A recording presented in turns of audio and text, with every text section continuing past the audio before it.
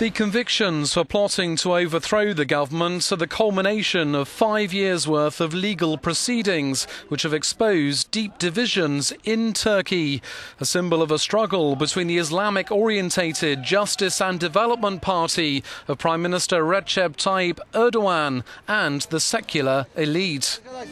Defendants stood accused of being part of an ultra-nationalist and pro-secular gang called Ergenekon, a group which was said to have pursued extra-judicial killings and bombings in order to trigger a military coup.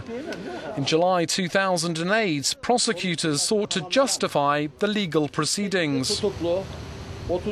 A total of 86 suspects, 48 of them in custody, are charged in the indictment, he says, which covers crimes such as forming and directing an armed terror group, being a member of a terror group, helping an armed terror organisation, and attempting to overthrow the government by force. More charges followed. Ultimately, nearly 300 people, including military officers, politicians and journalists, were in the dock in what became a landmark trial in Turkey. Former military commander General İlker Başbuğ was among them. Before his life sentence was handed down, he said the public would not accept the punishment of innocent people. Opposition member and hospital doctor Mehmet Haberal, as well as journalist Mustafa Balbay, were also jailed.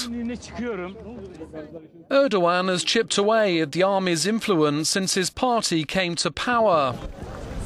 Last September, more than 300 military officers were jailed for plotting to overthrow him a decade ago in the sledgehammer plot. It sparked protests. The threat of a coup is not far-fetched. The secularist military staged 3 in Turkey between 1960 and 1980 and pushed the first Islamist-led government out of office in 1997.